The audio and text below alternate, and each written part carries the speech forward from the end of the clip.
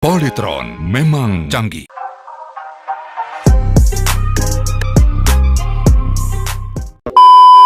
Halo teman-teman, selamat datang kembali di channel ini. Bagaimana kabar kalian? Kami doakan dalam keadaan sehat selalu. Polytron dikenal sebagai salah satu perusahaan yang bergerak dalam bidang elektronik yang cukup besar di Indonesia. Beberapa produk andalan dari perusahaan ini antara lain televisi, audio, air conditioner, dan masih banyak lagi yang lainnya.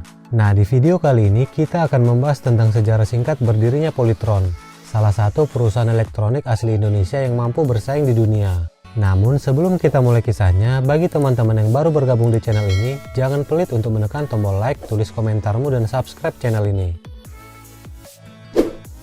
Sejarah Polytron dimulai pada tanggal 16 Mei 1975 oleh Robert Budi Hartono dan Bambang Budi Hartono. Keduanya merupakan pemilik perusahaan rokok Jarum Kudus yang mulai berekspansi ke industri elektronik dengan mendirikan PT Indonesia Elektronik dan Engineering yang kemudian berganti nama menjadi PT Hartono Istana Elektronik pada tanggal 18 September 1976. Sejak awal berdiri, pemilik perusahaan tidak ingin pihak maupun investasi asing terlibat dalam menciptakan produknya. Semua proses pembuatan, pengembangan, perakitan, hingga desain produk dilakukan sendiri oleh perusahaan. Untuk itu, pada tahun 1977, perusahaan merekrut 14 perempuan lulusan SMEA dan SMA untuk dilatih merakit komponen menjadi rangkaian produk elektronik. Setelah proses pelatihan selesai, setahun kemudian, tepatnya pada tahun 1978, perusahaan akhirnya memperkenalkan produk pertamanya berupa televisi hitam putih ukuran 20 inch dengan merek dagang Polytron. Nama Polytron itu sendiri merupakan gabungan dua kata, yaitu poly yang berarti banyak dan tron diambil dari kata elektronik. Jadi Polytron diartikan sebagai kumpulan berbagai elektronik. Ketika mulai dipasarkan, produk TV Polytron ini tidak laku di pasaran karena ukurannya yang lebih besar dibanding televisi merek lain pada masa itu. Di samping itu, TV Polytron masih harus memerlukan kotak speaker sehingga tidak menarik pembeli yang ingin produk yang lebih praktis. Dari kegagalan itulah perusahaan mulai belajar untuk melakukan inovasi agar produknya diterima oleh masyarakat. Langkah pertama yang dilakukan adalah membuka lembaga riset dan pengembangan sendiri, kemudian melakukan transfer teknologi dengan perusahaan televisi asal Finlandia yaitu Salora atau yang sekarang kita kenal sebagai Nokia. Dari hasil pengembangan dan kerjasama tersebut, lahirlah TV berwarna Polytron pertama dengan ukuran 17 inch, 22 inch, dan 26 inch. Namun, kehadiran televisi berwarna dari Polytron belum juga mengangkat eksistensi merek tersebut. Untuk itu, perusahaan kemudian membuat berbagai produk elektronik lainnya seperti audio. Polytron kemudian memperkenalkan produk audio tape combo Polytron yang mampu memenuhi selera pasar orang Indonesia yang ingin suara bass dan treble. Nah, dari sinilah titik balik merek Polytron mulai dikenal oleh masyarakat. Bahkan perusahaan mulai mengekspor TV ke berbagai negara di Eropa seperti Inggris, Spanyol, dan lain-lainnya. Memasuki tahun 2000, saat produknya semakin digemari oleh masyarakat, Polytron pun mulai memproduksi produk peralatan rumah tangga seperti kulkas dengan mendirikan pabrik sendiri di Sayung, Semarang. Lalu pada tahun 2005 mulai memproduksi mesin cuci dan dispenser.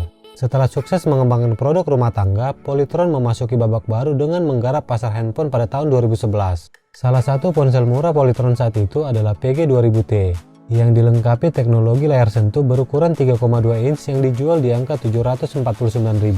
Setelah berhasil mengembangkan produk handphone, Polytron kemudian meluncurkan produk smartphone teknologi 4G LTE pertama di Indonesia, yakni JAP5 4G LTE.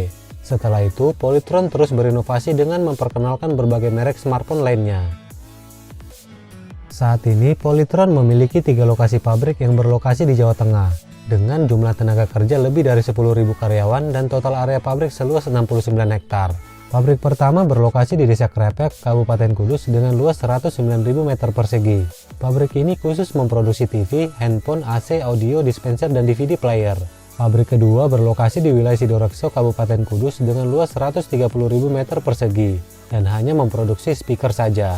Sementara pabrik terakhir berlokasi di Sayung Kudus dengan luas 450.000 meter persegi. Di pabrik ini memproduksi kulkas dan mesin cuci. Dari ketiga pabrik inilah Polytron berhasil mengekspor 5 hingga 7% produknya ke beberapa negara di dunia, seperti Thailand, Myanmar, Bangladesh, Spanyol, Arab Saudi, Sri Lanka, dan Filipina. Pada akhir tahun 2021, Polytron kembali melakukan inovasi dan ekspansi lini bisnisnya. Setelah sukses melalui industri televisi, audio, smartphone, kali ini Polytron memasuki industri otomotif dengan meluncurkan motor listrik bernama Evo. Polytron Evo sudah dilengkapi dengan 3 mode berkendara, yaitu Eco, Regular, dan Sport.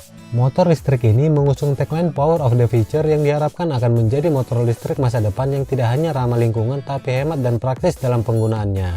Dengan pengembangan inovasi dan teknologi serta mampu cepat beradaptasi dengan kemajuan zaman, membuat Polytron terus berkembang dari masa ke masa. Tidak heran bahwa perusahaan ini menjadi salah satu yang terbesar di tanah air. Kira-kira di antara teman-teman sekalian, adakah merek Polytron menjadi salah satu produk elektronik pilihan kalian?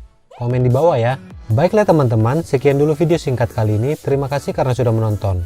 Semoga informasi yang kami berikan dapat menambah wawasan teman-teman sekalian. Jika kalian menyukai video informatif seperti ini, dukung kami terus dengan cara like, comment, dan subscribe. Nyalakan juga loncengnya agar tidak ketinggalan informasi menarik lainnya. Stay healthy dan bye-bye!